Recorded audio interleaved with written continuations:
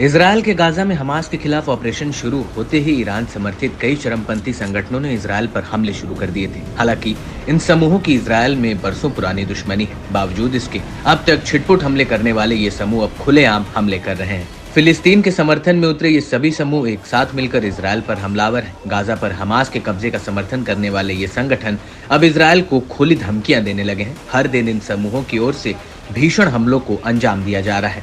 इससे पूरे middle east में तनाव चरम पर है।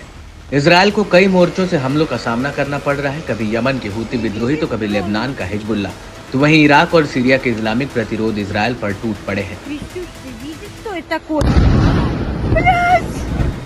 जिस बात का डर अमेरिका समेत पूरे मिडिल ईस्ट को था वही होने जा रहा है। दरअसल हिजबुल्लाह और इजरायल बॉर्डर 7 अक्टूबर के बाद से ही सुलग रहा है और हिजबुल्लाह रोजाना इजरायल पर दनादन रॉकेटों की बरसात कर रहा है, जिसमें कई इजरायलियों की जान भी गई है। लेकिन अब लेबनान से दागे गए रॉकेट ने 27 जुलाई 2024 को इजरायली कब्जे वाले गोलान हाइट्स को निशाना बनाया, जहां मजदल शम्स के ड्रूस शहर के फुटबॉल के ग्राउंड पर एक मिसाइल गिरी। दावा है कि इस हमले में 12 लोगों की जान चली गई है, तो वहीं 20 से ज्यादा लोग घायल भी हो गए। इसमें ज्यादातर युवा और बच्चे शामिल थे। ये हमला पिछले कई महीनों से चला आ रहा है। तीखी दुश्मनी के बाद भी ये एक भीषण हमला है। इससे दोनों देशों के बीच का संघर्ष और बढ़ने की आशंका जताई जाने लगी है। इसराइल और हिजबुल्लाह के बीच कभी भी अब भयंकर युद्ध छिड़ सकता है। इसराइल ने इस हमले के पीछे लेबनान के हिजबुल्लाह समूह का हाथ मानते हुए आरोप लगाया। साथ ही हमले में तमतमाए इसराइल ने तगड़ा जवाब देने की भी कसम खाई है। Hezbollah is attacking our citizens in the north, firing thousands of rockets and missiles and UAVs at northern Israel, targeting families, homes, and communities. The IDF is currently holding a situational assessment, and we will prepare for a response against Hezbollah. We will finish our assessments and we will act. घटना से जुड़े कई videos भी सामने आए हैं। इसमें देखा जा सकता है कि फुटबॉल ग्राउंड की दीवारें क्षतिग्रस्त हो गई हैं, तो वहीं बच्चों की साइकिलें गिरी हुई हैं। हमले के तुरंत बाद ही इजरायली रक्षा मंत्री घटनास्थल पर पहुंचे, जहां उन्होंने हालात की जानकारी ली। वहीं एक वीडियो में हमले से उठा बड़ा धुएं का गुबार दिखाई दे रहा है। साथ ही इलाके में सायरन की तेज आवाज भी सुनाई दे रही है। दावा है कि मिसाइल अटैक इतना भयंकर था कि इसकी गूंज काफी दूर तक सुनाई पड़ी। इससे आसपास के इलाकों में रहने वाले लोगों में भी दहशत मच गई। सभी लोग अंडरग्राउंड बंकरों की ओर भाग खड़े हुए। इजरायली सेना ने कहा कि 10 से 20 साल की उम्र के बच्चे ग्राउंड पर मौजूद थे। हमले के समय वे फुटबॉल खेल रहे थे। चश्मदीदों की माने तो हमले से ग्राउंड में भयानक मंजर देखने को मिला, जहां जमीन पर बच्चों के शव पड़े थे और आग लगी हुई थी। खास बात है कि लेबनान के इस्लामी प्रतिरोध ने इजरायली दावों को सिरे से खारिज किया। हिजबुल्लाह ने कब्जे वाले सीरियाई गोलन हाइट्स के मजदल शम्स गांव पर घातक हमले किए।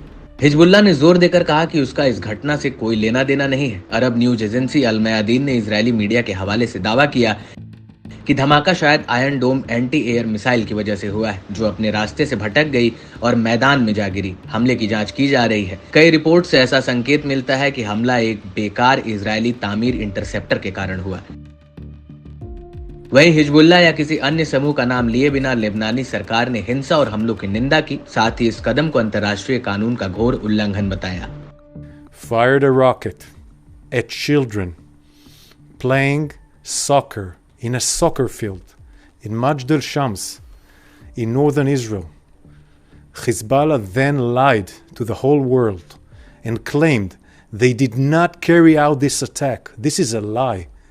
We can confirm that Hezbollah murdered 10 children in this brutal attack and injured more than 20 were injured in this brutal attack. All were aged between 10 to 20 years old. This is an attack that comes after attack in the north for more than 9 months. बता दें कि इस समय Israeli PM अमेरिकी दौरे पर हैं, मगर उनकी निगाहें इजरायल पर बनी हैं।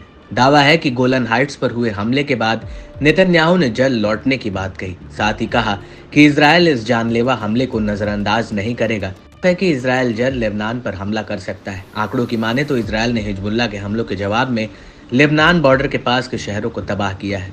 90,000 से ज्यादा लोग उत्तर की ओर भागने के लिए मजबूर हुए। 460 से ज्यादा लोग मारे भी गए हैं। दावा है कि इनमें ज्यादातर हिजबुल्लाह लड़ाके शामिल हैं। एक्सपर्ट्स की माने तो एक गलत अनुमान भीषण तनाव को भड़का सकता है। साफ है कि इजरायल को इस हमले पर काफी सोच समझकर प्रतिक्रिया देनी चाहिए। बता दें कि इजरायल ने साल 1968 के युद्ध में सीरिया से गोलन हाइट्स को अपने कब्जे में लिया, जहां करीब 20,000 से ज्यादा ड्रूस अरब रहते हैं। इजरायल ने साल 1981 में इस इलाके पर पूरी तरह से कब्जा जमा लिया, जिस पर अंतर्राष्ट्रीय समुदाय ने काफी निंदा की। खास बात है कि करीब 4 दशक बाद तत्कालीन अमेरिकी राष्ट्रपति डोनाल्ड ट्रंप ने इजरायल को मान्यता देकर आग में घी डालने का काम किया। हालांकि बाकी पश्चिम देश इजरायल को गोलान हाइट्स में मान्यता देने से बचते नजर आए हैं।